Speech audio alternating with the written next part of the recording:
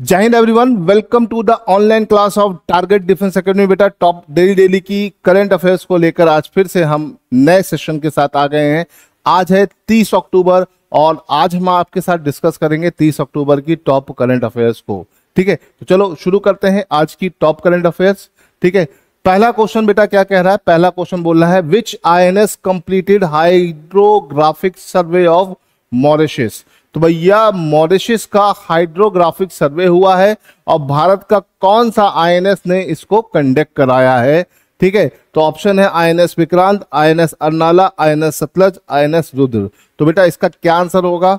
ठीक है, हाइड्रोग्राफिक सर्वे मतलब पानी के अंदर। मॉरिशस आपका इंडियन ओशियन का एक आइलैंड कंट्री है ना, भारत के सबसे नेबर में ही है, इसे ध्यान रखिएगा।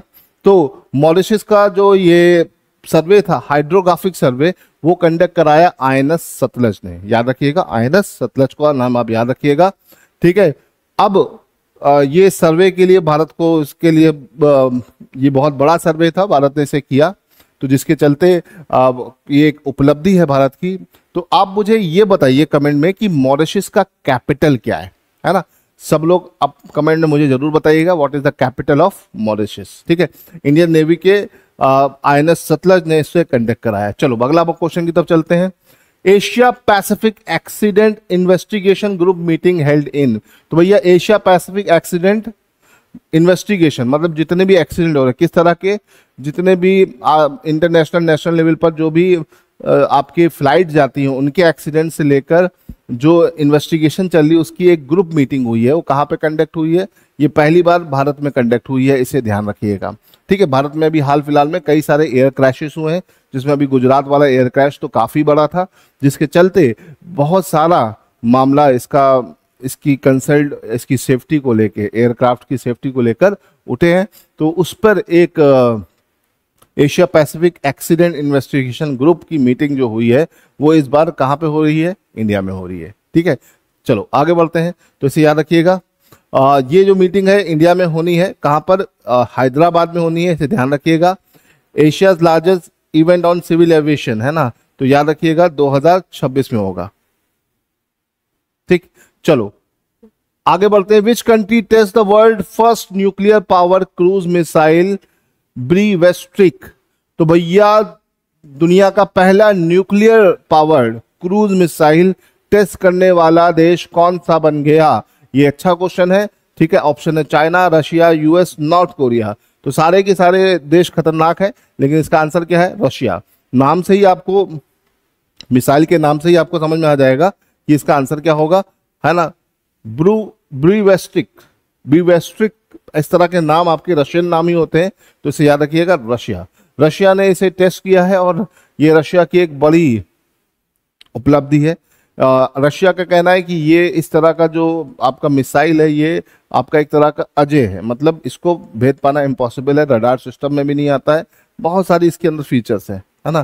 तो रशिया की एक बड़ी उपलब्धि है, इसे आपको ध्यान रखना है। ठीक है, चलो आगे बढ़ते हैं। Union cabinet, question number 4, union cabinet decide to celebrate dash year of national song Vande Mataram across India. तो भैया वंदे मातरम को बने हुए, कंपोज हुए कितने साल हो गए हैं? इस पर यूनियन कैबिनेट ने एक मीटिंग करी है ना। तो कितने साल पूरे होने पे मीटिंग करी है? 125, 150, 100, 175। तो इसका आंसर है 150। देखिए 150वीं बर्थ एनिवर्सरी हम दो चीजों की मना रहे हैं, एक तो सरदार पटेल जी की मना रहे हैं, दूसरा आपका वंदे मातरम। वंदे मातरम जो सॉन्ग है वो 1875 में कंपोज हुआ था। बंकिम चंद्र चटर्जी की किताब थी आनंद मठ, है ना। आनंद मठ जो थी 1882 में पब्लिश हुई, है ना। और 1882 में पब्लिश होने के बाद, ठीक है, उस समय वो जो बुक थी वो सन्यासी विद्रोह के ऊपर थी, और उस बुक में से ही एक्सट्रैक्ट करके वंदे मातरम सॉन्ग को हमने लिया। और 1896 के पास, है ना, 96 में इंडियन नेशनल कांग्रेस का एक सेशन हुआ, तो उस सेशन में रविन्द्रनाथ टैगोर ने इस सॉन्ग को गाया, वंदे मातरम। तो इसे ध्यान रखिएगा, ये एक पूरा इसका फैक्ट है, इसे ध्यान रखिएगा। बंकिम चंद्र चटर्जी का नाम याद रखिएगा। अब मुझे कमेंट में आप ये बताइए कि नेशनल सॉन्ग को हमने किस ईयर अडॉप्ट किया, है ना। भारत ने किस year national anthem and national song, national anthem हमारा जनगण मन है, नेशनल सॉन्ग वंदे मातरम है, तो दोनों को अडॉप्टिंग ईयर कौन सा था, ये आप मुझे कमेंट में बताइए। चलिए, तो अभी इसकी 150वीं साल पूरे होने के उपलक्ष्य में वंदे मातरम का एक ये साल रहेगा। 150 साल दो चीजों के, इसे ध्यान रखिएगा, ठीक है। तो 150 years of the national song Vande Mataram, ठीक है। तो union cabinet celebrate 150 year of national song Vande Mataram throughout the India honouring its role of freedom struggle. अब देखो यहाँ पे वही चीज 1882 में आनंद मठ में ये बुक पब्लिश हुई, ठीक है, तो उसमें आया। और ये संस्कृत में बंकिम चंद्र चटर्जी ने कंपोज कब किया था, 1875 में, ठीक है। डॉक्टर राजेंद्र प्रसाद ने 24 जनवरी 1950 में, ठीक है, इसे नेशनल सॉन्ग कॉन्स्टिट्यूएंट असेंबली में नेशनल सॉन्ग की इसकी घोषणा की थी। और constitution of India under article 51A required citizen to respect the constitution, it idea, institution, national flag, national anthem and does not mention the national song. याद रखिएगा, ये एक अच्छा क्वेश्चन है जो कि आपके पेपर में बन सकता है।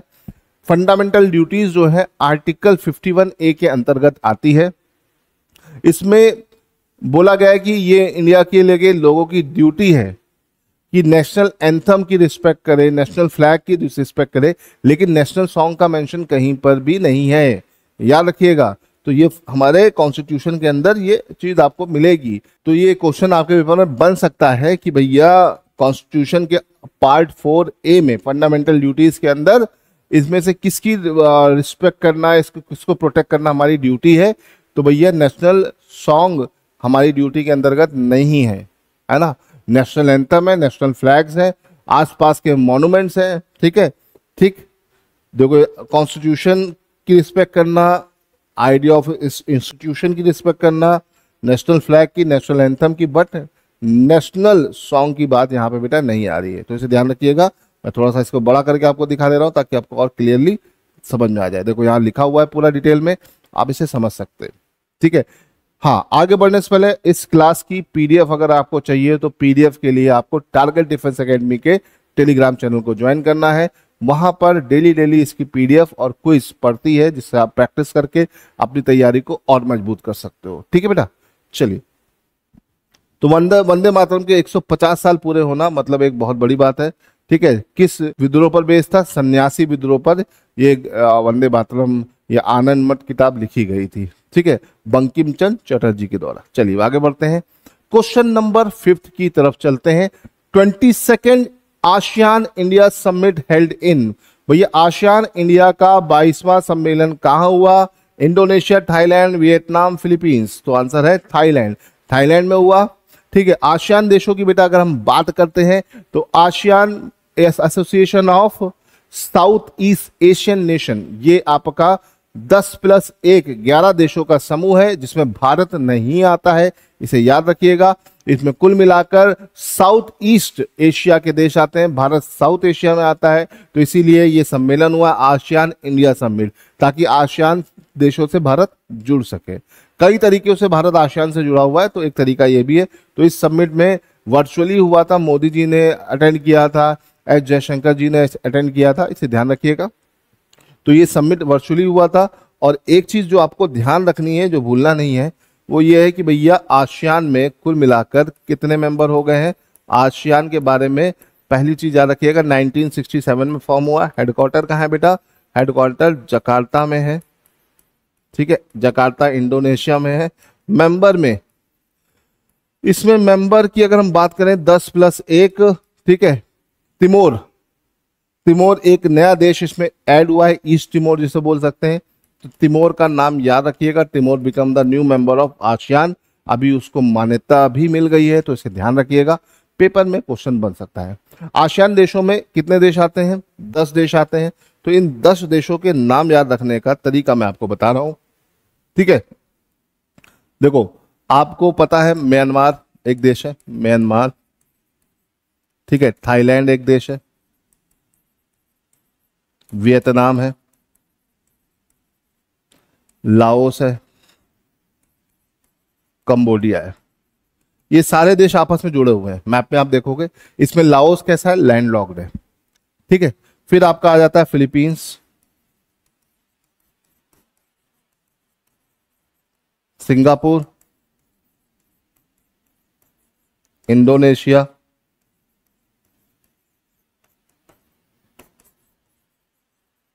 मलेशिया और आपका ब्रूनोई। ठीक है, तो कुल मिलाकर 10 देश हैं इसमें, इसे ध्यान रखिएगा, ये 10 देशों के नाम आपको याद होने चाहिए। ठीक है, और नया देश कौन सा जुड़ा है इसमें? East Timor. इसका नाम ईस्ट तिमोर था, अब तिमोर कर दिया गया है। ठीक है, तो इसे याद रखिएगा। मैप पर एक बार इसको देख लीजिएगा। अगर आप मैप में इन सब चीजों को बेटा देखे रहते हो तो आपके दिमाग में काफी सारी चीजें सेट रहती हैं। ठीक है, चलिए, आई होप कि आपको बात समझ में आ गई होगी। ठीक, तो भैया ये मीटिंग हुई कोलालमपुर, याद रखिए कोलालमपुर में हुई और वर्चुअली हुई। देखिए ये वर्चुअली मीटिंग चल रही है, ये सारे मेंबर नेशंस हैं। इंडिया का झंडा अलग लगा हुआ है क्योंकि आसियान इंडिया समिट है। ठीक है, और कौन से नंबर की? 22वीं नंबर का। ये आसियान बना कब था? 1967 में बना था। चलो अब आगे बढ़ते हैं। हाँ, ये बड़ा चर्चा का विषय, आप लोगों को भी पता होगा, पाकिस्तान थोड़ा सा अपने एयरबेस को बंद कर दिया उसने और काफी सारा बैकफुट में आ गया है ना हमारी एक एक्सरसाइज से। Indian tri service combat exercise त्रिशूल। त्रिशूल कहां पर हुई? ये क्वेश्चन बन सकता है। त्रिशूल बॉर्डर पे हुई। बॉर्डर के किस स्टेट में हुई? राजस्थान, पंजाब, गुजरात, लद्दाख। तो आंसर क्या है? राजस्थान। राजस्थान में जब ये त्रिशूल एक्सरसाइज हुई तो पाकिस्तान ने अपना एयरबेस बंद कर दिया। ये एक कई पेपरों की न्यूज थी, आप लोगों ने पढ़ी भी होगी। तो त्रिशूल एक्सरसाइज एक ट्राई सर्विस एक्सरसाइज है, मतलब इंडिया की तीनों फौजों के बीच में है ना, आर्मी, एयरफोर्स और नेवी के बीच में है। और ये इस बार कहाँ हुई? ये हुई राजस्थान में। ठीक है, ठीक, इस तरह की एक्सरसाइज थी, इसे ध्यान रखिएगा। ठीक, चलो आगे बढ़ते हैं।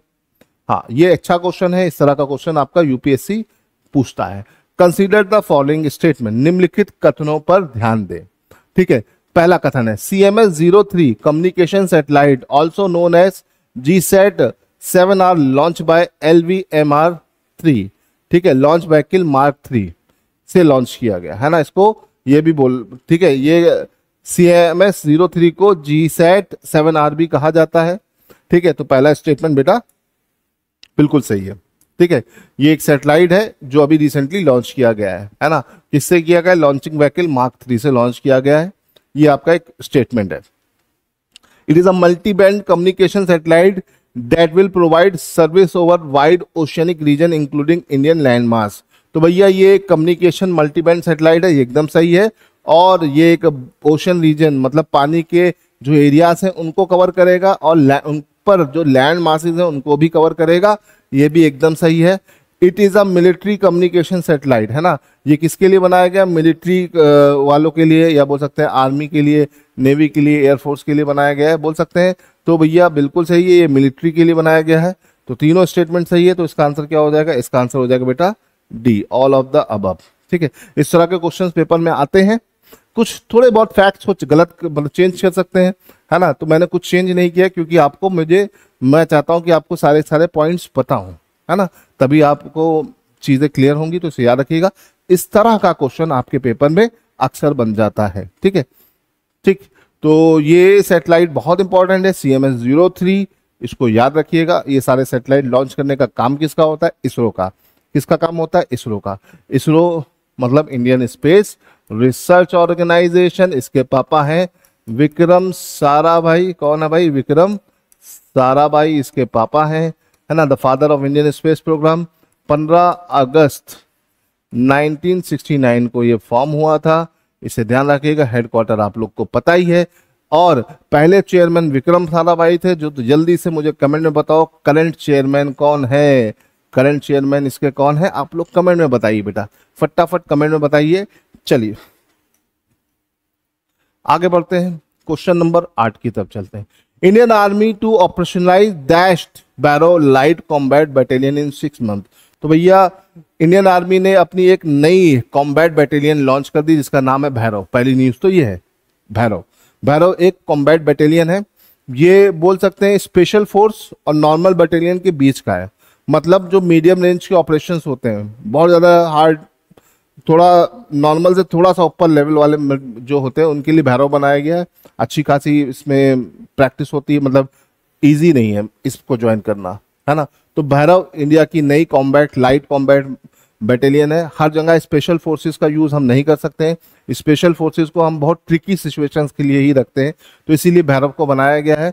और अभी भैरव के 5 यूनिट ऑपरेशन हो चुके हैं, और कुल मिलाकर अगले 6 महीने में कितने यूनिट्स को ऑपरेशन करने की बात चल रही है। इंडियन आर्मी के चीफ ने कितने लोगों को बोला है भाई, कितनी यूनिट्स को, 25 यूनिट को। कितनी यूनिट्स को, 25 यूनिट्स की बात चल रही है। इनको ऑपरेट करेंगे तो Indian army to operationalise dash Bhairav light combat battalion, तो 25 रहेंगी। इसे याद रखिएगा, कितनी रहेंगी बेटा, 25 रहेंगी। ठीक है, याद रखिएगा। भैरव जो लाइट कॉम्बैट बैटेलियन है, ये एक मीडियोकर बैटेलियन है ना। जो आपकी स्पेशल फोर्सेस होती है उनके पास बहुत काम है, तो उनके काम को वो हर काम उनको ही दे दिया जाता है, थोड़ा सा भी ट्रिकी होता है। तो जो थोड़ा सा कम, मतलब बहुत सीवियर इश्यूज में या बहुत ही कॉम्प्लिकेटेड चीज़ों के लिए स्पेशल फोर्स को टास्क दिया जाएगा। अब उनसे एक फोर्स नीचे आ गई भैरव ने उनका काफ़ी बर्डन कम कर देगी। और भैरव की कितनी यूनिट ऑपरेट होने वाली है अगली 6 महीने में, 25 यूनिट। 5 तो अभी एक्टिव हो चुकी है, 4 और होगी, फिर धीरे धीरे करते करते अगले 6 महीने में 25 यूनिट एक्टिवेट हो जाएंगी। ठीक है, ये अजय कुमार जी हैं जिन्होंने इस अनाउंसमेंट को किया, इनको तो आप लोग जानते ही होंगे। चलिए तो आगे बढ़ते हैं। क्वेश्चन नंबर 9, बहुत अच्छा, बहुत शानदार क्वेश्चन है, पेपर में क्वेश्चन बन सकता है। ठीक है, इस तरह के क्वेश्चन पेपर में आते ही आते हैं। ठीक है, according to global forest resource assessment GFRA, है ना, ग्लोबल फॉरेस्ट असेसमेंट, है ना, 2025, what is the rank of India in total forest area. तो GFRA जो असेसमेंट है, इसको रिलीज कौन करता है, पहला क्वेश्चन यही आ जाता है ना।